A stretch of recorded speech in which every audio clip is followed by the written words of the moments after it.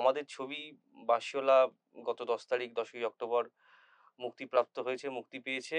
আপনারা অনেকে দেখেছেন এবং যারা দেখেননি তাদেরকে অনুরোধ করবো আগে ছবিটা দেখুন, তারপরে ভিডিওটা দেখবেন। কারণ আমরা অনেক ডিটেল কথাবার্তা বলেছি, হ্যাঁ, প্রচুর যেখানে স্পয়লার দেওয়া স্পয়লার আছে। প্রচুর পরিমাণে দেওয়া আছে।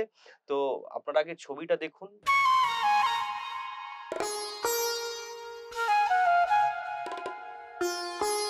স্বপ্নের মতো সুন্দর। এবারে আমরা কথা বলবো স্বপ্নের মতো সুন্দর নিয়ে। আমার খুব পছন্দের একটা সুর, মানে সবকটার মধ্যে এটা সবথেকে বেশি পছন্দের সুর আমার কাছে। সেটা তোমাকে আমি আগেও বলেও ছিলাম। মানে যতবার এই বাঁশিওয়ালার ছবি মিউজিক আমি তোমায় দেখিয়েছি, তুমি এই ট্র্যাকটা সবচেয়ে বেশি রিওয়াইন্ড করে শুনেছো। একদম, এটা খুব পছন্দের সুর। আমি আগে এই অর্পণদাকে জানতে চাইবো যে অর্পণদা, এই সুরটা তো একটা অন্যরকম সুর বা অন্যরকম কথা বলছে, যেটা মানে বাঁশিওয়ালা থেকে পুরোটাই আলাদা। তো এটা নিয়ে তুমি যদি কিছু বলো। তুমি আমাকে যে ব্রিফটা দিয়েছিলে যে বাঁশিওয়ালার, এটা একটা, আমরা যেটা দেখছি সেটা হচ্ছে একটা ফ্ল্যাশব্যাক, একটা সিকোয়েন্স।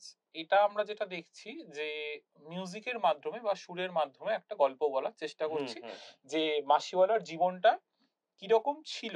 সুরের কথা তো আমি অবশ্যই বলবো, তার আগে আমার একটা প্রশ্ন আছে তোমার কাছে, যে এই বাঁশিওয়ালার যে ট্র্যাকটা দেখছি, তো সেটা শুরু হওয়ার আগে আমরা দেখতে পাচ্ছি যে বাঁশিওয়ালা ঘরে ফিরেছে এবং সে দেখতে পাচ্ছি যে ঘরের দাওয়ায় তার স্ত্রী, তার মেয়ে চুল বেঁধে দিচ্ছে এবং একটা গান গাইছে যে আমার হিয়ার মাঝে লুকিয়েছিলে, দেখতে আমি পাইনি। তো তুমি এই গানটা কেন বেছে নিলে?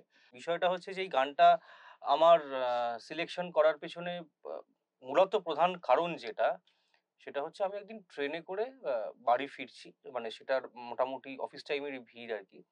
তো আমি দাঁড়িয়ে আছি, আমি আমার মতো করে একটা কোণে দাঁড়িয়ে আছি। তো হঠাৎ করে দেখি যে একজন বয়স্ক মাঝবয়সী লোক, সে অন্ধ, এবং তার পেছনে তার স্ত্রী, সেও অন্ধ। ভদ্রলোকের সামনে একটা বাচ্চা মেয়ে, বছর 7 থেকে 10-এর মধ্যে হবে, খুবই ছোট, তারা যাচ্ছে এবং তারা মানে ভিক্ষা করার জন্যই হয়তো ট্রেনে উঠেছে, এবং ভদ্রমহিলা গানটা গাইছে। এই গানটা আমার হিয়ার মাঝে, এটা সে ভদ্রমহিলা গাইছে।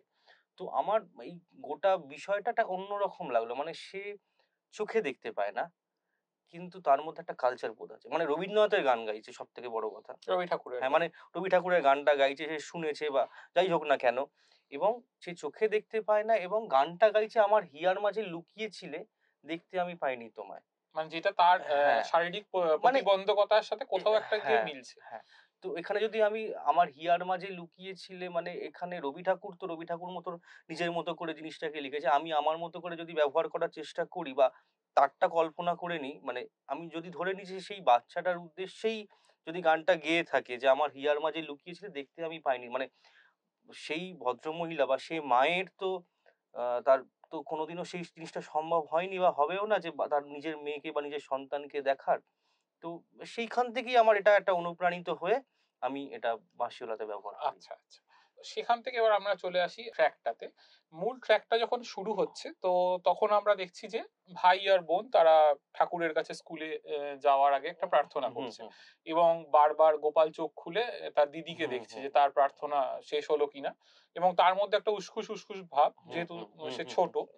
আমি যেটা ঠিক করি যে এখানে একটা বাঁশি আর সে তার যুগলবন্দি করে যদি কিছু করা যায়, এবং সেটা আমি ওই আবারও ওই একই নোট আমার যেটা ছিল লিডিয়ান যে স্কেলটা আছে সেটার মধ্যেই রাখার চেষ্টা করেছি, কিন্তু অ্যাপ্রোচটা একটু অন্যরকম রেখেছি। যে এখানে যেহেতু আমার কাছে ফুটেজটা অ্যাভেলেবেল ছিল, প্রত্যেকবার গোপাল তার চোখ খোলা এবং গোপালের মুভমেন্ট অনুযায়ী আমি আমার শুটটাকে বেঁধেছি। একদম, মানে গোপাল যখন প্রথমে চোখটা খুলছে, ধরো এটা আমি দিলাম বাঁশিতে, তারপরে সেতারে একটা দিলাম, ধরো একটা ছিল,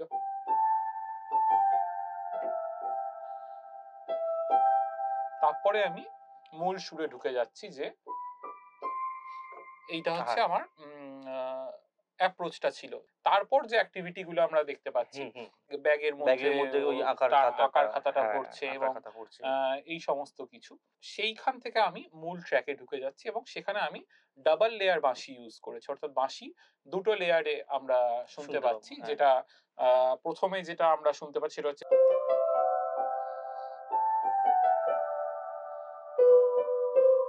এটা হচ্ছে প্রথম লেয়ারে যাচ্ছে, তার পেছনে একটা আবার বাঁশির লেয়ার আছে সেখানে, এটা হচ্ছে বাঁশির সেকেন্ড লেয়ার যাচ্ছে। তো গোটা ছবিতে এই ট্র্যাকটাতেই মেনলি, এবং এই ট্র্যাকের প্রথম পার্টটাতে আমি এই ডাবল লেয়ার বাঁশি ইউজ করি, তার সাথে ঢোল বা আরো জিনিস যেগুলো পারকাশনে ইউজ হয়েছে। এই জায়গাটাতে সেইভাবে আমি স্ট্রিংস অ্যারেঞ্জমেন্ট বা কিছু ইউজ করিনি, এখানটাতে আমি সেতারের কিছু ফিলার স্যাম্পল ইউজ করেছি এবং বাঁশির ডাবল লেয়ার ইউজ করেছি, যেখানে বাঁশিওয়ালা কথা আমরা শুনতে পাচ্ছি, কোলে বসিয়ে দুটো বাচ্চাকে কথা বলছে। এরপর মানে এখানে আমি দেখাতে চেয়েছি যে বাঁশিওয়ালার জীবনটা কিরকম ছিল, সেটা খুব সহজ একটা সুরের মাধ্যমে দেখাচ্ছি। এরপর যখন দুটো বাচ্চা আমরা দেখতে পাচ্ছি যে দৌড়ে নদীর পাড় দিয়ে তারা দৌড়ে দৌড়ে স্কুলে যাচ্ছে, তখন তাদের এই যে গতির যে লয়, এই লয়টা বোঝানোর জন্য আমি সেতারের একটা দ্রুত লয়ের একটা বাজনা স্যাম্পল আমি ইউজ করেছি। কিন্তু প্রত্যেক ক্ষেত্রেই যে পারকাশনের যে লেয়ারটা যাচ্ছে বা ঢোল বা যে সমস্ত পারকাশন আমি ইউজ করেছি সেগুলো চেঞ্জ হচ্ছে না, সেই জিনিসটা একই থাকছে, কিন্তু ওপরের ইনস্ট্রুমেন্টের যে টপ লেয়ারের যে ইনস্ট্রুমেন্টটা আছে সেটা চেঞ্জ হচ্ছে। এরপর আমরা যখন দেখতে পাচ্ছি যে দুলাল আর বসুন্ধরা তারা দুজনে তাদের নিজেদের কিছুটা সময় কাটাচ্ছে, তো আমি এটাকে আলাদা করে দুলাল আর বসুন্ধরা থিম হিসেবে ভেবেছি, কিন্তু সেটাকে এমন ভাবেই আমি সুরটাকে বেঁধেছি যাতে মনে না হয় এটা একটা আলাদা সুর। সেই জন্য আমাকে আবার বাঁশিতে ফিরতে হয়েছে, কিন্তু এইবারের বাঁশিতে আমি আস্তে আস্তে দেখাচ্ছি, আমরা যেটা দেখতে পাচ্ছি যে সাইকেলে করে ওরা দুজন যাচ্ছে, সেখানে আমি বাঁশির একটা, আমাদের ওয়েস্টার্ন মিউজিকে একটা রান বলা হয়, RUN রান, তো একটা বাঁশির রান আমি একটা ইউজ করেছি, যেটা থ্রু দিয়ে আমি মূল বসুন্ধরা আর দুলালের থিমটাতে আমি ঢুকছি। এবং যখন আমরা লং শটে দেখতে পাচ্ছি যে সাইকেলে করে ওরা দুজন যাচ্ছে, সেইখানে যে শুটটা, যে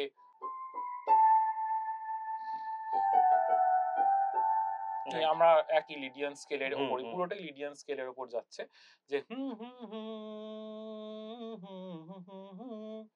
এই জায়গায় আমি বাঁশির সেকেন্ড লেয়ারটা ইউজ করিনি, এই জায়গায় আমি স্ট্রিংস অ্যারেঞ্জমেন্ট ইউজ করেছি, কিন্তু পারকাশন একই যাচ্ছে, কিন্তু এর সাথে আমি একটা স্ট্রিংস এর লেয়ার অ্যাড করেছি। একই জিনিস, যেটা টপ লেয়ারে আমরা বাঁশিতে একটা সুর শুনতে পাচ্ছি, কিন্তু এখানে সেকেন্ড লেয়ারে বাঁশির জায়গায় স্ট্রিংস অ্যারেঞ্জমেন্ট দিয়ে সেই হারমোনিটা কমপ্লিমেন্ট করছে আর কি সুরটাকে।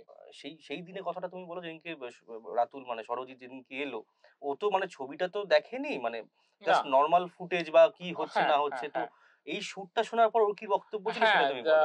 বাঁশিওয়ালার যে প্রথমের দিকের যে সুরটা, যেখানে ডাবল লেয়ার বাঁশি বাজানো হয়েছে, সেই সুরটা শুনে ও বলেছিল যে আসলে তো এই ও যখন, এটা খুব অদ্ভুত যে ও যখন রেকর্ড করছে, ও তো ফুটেজ দেখে রেকর্ড করছে না, ও আমার সুরটা প্রোগ্রাম করা আছে কম্পিউটারে, সেটা শুনে ও বাঁশিটা বাজাচ্ছে, এখানে কোনো ভিডিওর কোনো ব্যাপারই নেই। তো রাতুল যখন এটা বাজাচ্ছে, রাতুল এই সুরটা শুনে বলেছিল যে এই সুরটা শুনেই আমার খুব পাস্টের কথা মনে পড়ে যাচ্ছে, বা অতীতের কথা, ওর জীবনের হয়তো কোনো অতীতের কথা মনে পড়ে যাচ্ছে, বা এই সুরটা শুনে তো অনেক পুরনো কিছু মনে পড়ছে।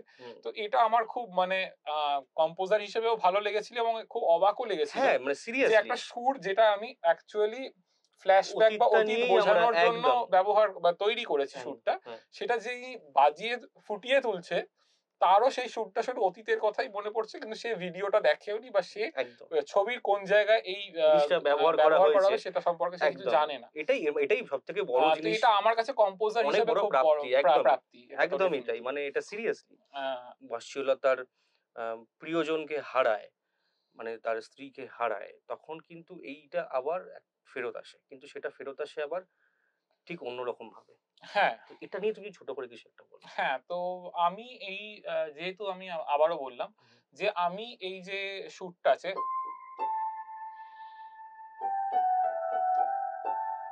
এই যে পার্টটা আছে, এই পার্টটাকে আমি আলাদা করে ভেবেই ছিলাম যে এটা হচ্ছে দুলাল আর বসুন্ধরার থিম, ঠিক আছে, যদিও পুরো এই যে স্বপ্নের মতন সুন্দর ট্র্যাকটা শুনলে মনে হবে এটা একটাই ট্র্যাক, কিন্তু এই পার্টিকুলার পার্টটা আমি আলাদা করে ভেবেছিলাম যে এই শুটটা পার্টিকুলারলি দুলাল আর বসুন্ধরার যে দাম্পত্য জীবন সেইটাকে ডিনোট করবে বা তুলে ধরবে। একদম তাই বসুন্ধরা যখন অ্যাক্সিডেন্টে মারা যায়, তখন আমি ভেবে রাখি যে এই শুটটা দিয়েই আমি সেই যে কি বলবো, সেই ঘটনাটা বা যেটা আমরা দেখতে পাচ্ছি সেটার যে ডেপথটা, মানে সুখ মুহূর্তটাকে তুমি একটা দুঃখের মুহূর্তে কনভার্ট করলে, কনভার্ট যাতে করেছি। লোক এটা তো তুমি একটা টেকনিক্যালি মানে একটা ক্রিয়েটিভ জায়গা থেকে করেছো, বাট হ্যাঁ, লোকে এটা আরো বুঝতে সুবিধা হবে যে মানে সুরটা যে প্রপার দুলাল বসুন্ধরা ছিল, সেটাই আবার তার মানে সেটা সুখের সময় যে সুরটা বাজছিল সেটা স্বপ্নের মতো সুন্দর, হ্যাঁ, সেটাই আবার যখন বসুন্ধরা দুলাল মারা তার যাচ্ছে। একে হারায়, স্ত্রীকে হারায়, হ্যাঁ, তখনই কিন্তু সেই সুরটাই বাজছে, কিন্তু আবার একটু অন্যরকম করে। হ্যাঁ, একটু অন্যরকম হ্যাঁ, করেই আমরা একই সুর ইউজ করেছি। তো একদম। এটা থেকেই বোঝা যায় যে হুম, একই সুর হুম। সিচুয়েশনের ডিফারেন্সের জন্য কতটা আলাদা করে মানুষের কানে ধরা দেয়। এতে লোকজন আরো কানেক্ট করতে পারছে হ্যাঁ, ব্যাপারটা। হ্যাঁ, হ্যাঁ। একদমই তো সিরিয়াসলি। এবং আমরা যখন সুরটা শেষ হচ্ছে, হুম, যেটা সবচেয়ে দেখার মতন জিনিস, যে যে বাড়ির দাওয়াটা দুলাল এসে দেখছিল যে তার স্ত্রী মেয়ের চুল বেঁধে দিচ্ছে, হুম, হুম। ছেলে ছেলে বসে ছবি আঁকছে। ছবি আঁকছে, একদম। সেই দাওয়াটা যে শূন্য, হুম, যেখান থেকে আমরা শুরু করেছিলাম, সেটা শেষ হচ্ছে কি একটা শূন্য দাওয়াত, এবং বাড়িতে কেউ নেই তার মেয়ে ছাড়া, হুম। এবং ছেলে ঘরের ভেতর আছে, কিন্তু দাওয়াটা শূন্য আসলে। একদম, সেই শূন্যতাটাই একই সুর দিয়ে আমরা ফুটিয়ে একদম, তুলেছি, এবং একদম, যেখানে গিয়ে শেষ হচ্ছে এই সুরটা, সেটাতে আমরা দেখতে পাচ্ছি একটা ফাঁকা দালান আর কি, বাড়ি। একদম। তো এটা আমার মনে হয় যে ছবির ক্ষেত্রে একটা অন্যরকম একটা অন্যরকম, হ্যাঁ, গভীরতা দিয়েছে একদম, ডেফিনেটলি। একদম নিশ্চয়ই অবশ্যই আছে। আমি চেয়েছিলাম যে ফ্ল্যাশব্যাক যে পোরশনটা সেটায় কোনো ডায়ালগ অ্যাকচুয়ালি রাখবো না। মানে ডায়ালগটা ইউজ করাটা আমি চাইনি। আমি চেয়েছিলাম মানে সুরের মাধ্যমে যদি গল্পটা বলা যায়। তো আ আমার এটাই ডিমান্ড ছিল। তো অর্পণদা মানে আমার যা চাহিদা ছিল তার থেকে অনেকটা বেশি খাবার আমাকে তুমি দিয়েছো, ডেফিনিটলি দিয়েছো, থ্যাংক এবং ইউ। এমনই দিয়েছে সেটা আমার খুব মানে আমার ব্যক্তিগতভাবে সেটা খুব হ্যাঁ, পছন্দের হয়ে গেছে। তো এটা নিয়েই আ একটা কথা আমার মানে বিশেষত বলার আছে যে এটা তো আমরা শুট করি অ্যাকচুয়ালি আউটডোরে, পুরোটাই আউটডোরে শুট হয়। তো এখানে আমরা প্রপার দেখতে পাই গোপালকে। মানে এর কথা এবার গোপালের কথা আমাদের বলতেই হচ্ছে আলাদা হ্যাঁ, করে। নিশ্চয়ই দেবজ্যোতি। আমরা আগেও বলেছিলাম গোপালের কথা, সেটা খুব সীমিত কথা। বাট এবারে প্রপার কথা বলি, সেটা হচ্ছে গোপাল কিন্তু এখানে সত্যিই দারুণ অভিনয় করেছে। মানে সেটা শুধুমাত্র ট্র্যাকে মানে কথাবার্তাটা আমি শুধুমাত্র ট্র্যাকটার মধ্যেই আবদ্ধ রাখবো না। একটু তার বাইরেও যাচ্ছি। হ্যাঁ, হ্যাঁ, নিশ্চয়ই। এখানে গোপালকে দেখানোর চেষ্টা করেছে মানে ওর পড়াশোনার বাইরেও ওর শখ হচ্ছে ছবি আঁকা। মানে এখানে একটা ছবি কিন্তু এই গল্পে খুব ইম্পোর্টেন্ট। মানে হুম, একটা ছবি, স্পেসিফিক একটা ছবি যেটা বাঁশিওয়ালা সাথে করে নিয়ে থাকে। এটা কিন্তু গল্পের ক্ষেত্রে খুব ইম্পোর্টেন্ট একটা চ্যাপ্টার বা একটা পার্ট। গোপাল মানে সত্যি খুব ভালো অভিনয় করেছে। মানে ওকে বেশি কিছু বোঝাতে হয়নি। আর ওর একটা পোরশন আছে যেখানে ও প্রায় মানে প্যারালাইসিস অবস্থায় শুয়ে আছে। তো ওই জায়গাটাও মানে ওই টানা ১০ মিনিট ১৫ মিনিট ধরে মুখ বেঁকিয়ে শুয়ে থাকা, এইগুলো মানে দারুণ মানে এক্সেলেন্ট অভিনয় করেছে হুম, ও। হুম, মানে এটা হুম। নিয়ে কিছু বলার নেই। যাই হোক, তো যেটা লাস্টে যেটা ইউজ হচ্ছে আমাদের আউটরো তে যেটা ইউজ হচ্ছে। তো ওইটা আ মানে এই জিনিসটা নিয়ে তুমি যদি কিছু বলো। মানে এই হ্যাঁ, তো সুরটা তো মানে ট্র্যাকটার জিনিসটা নামটা একই তো, রকম। হ্যাঁ, এই আবারও একই জিনিস, হুম, আমরা একই কথায় ফিরে আসছি হুম, বারবারই, যেটার নাম স্রোতস্বিনী, হুম, তাই তো? তো আমরা দেখতে পাচ্ছি যে বাঁশিওয়ালা যখন বেরিয়ে যাচ্ছে নৌকায় করে অন্য গ্রামে, তখন আমরা এই জীবনের হুম, স্বরলিপির সুরটাই শুনতে পাচ্ছি, কিন্তু এটা লো ফ্লুটে। হুম, এবং এইটার জন্য আমাকে রাতুলকে আলাদা করে ধন্যবাদ দিতে হবে, কারণ আহ, রাতুল যখন এই প্রথম সুরটা শুনেছিল, জীবনের স্বরলিপির সুরটা বাজাতে হবে, তখন এটা ওই বলেছিল যে এটার আমি একটা লো ফ্লুটে আমি একটা টেক দেব এটা। হুম, হুম, ও নিজে থেকেই এটা আমাদের ইনসিস্ট হুম, করে, হুম, হুম, হুম, এবং সেই টেকটা আমাদের খুবই পছন্দ হয়, এবং আমরা এটা ভেবেছিলাম যে এটাকে হয়তো পার্টে পার্টে কেটে কেটে হয়তো ছবিতে প্রথমে ইউজ হ্যাঁ, করব, হ্যাঁ, এটা আমরা একদম। ভেবেছিলাম।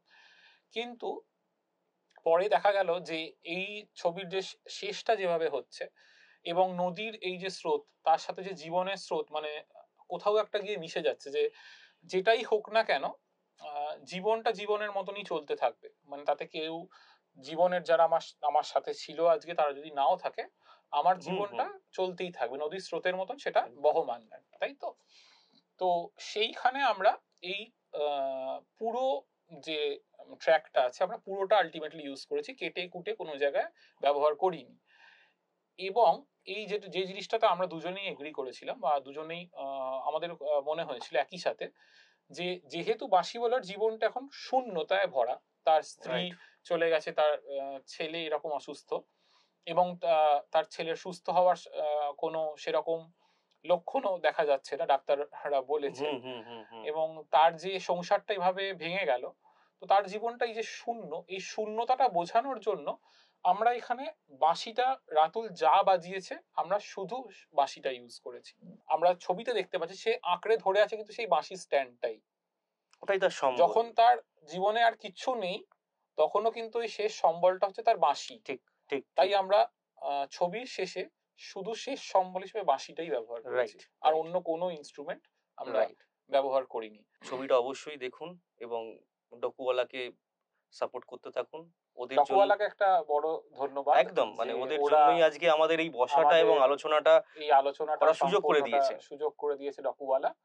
তো ডেফিনেটলি ডকুওয়ালাকে একটা বড় ধন্যবাদ। কমেন্টে অবশ্যই জানাবেন ছবি কেমন লেগেছে, ছবির মিউজিক কেমন লেগেছে, এবং এটা যদি ভালো লাগে তো ডেফিনেটলি শেয়ার করবেন ছবিটা।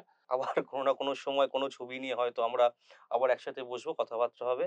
আপনারা সবাই ভালো থাকবেন, সুস্থ থাকবেন। নমস্কার। নমস্কার।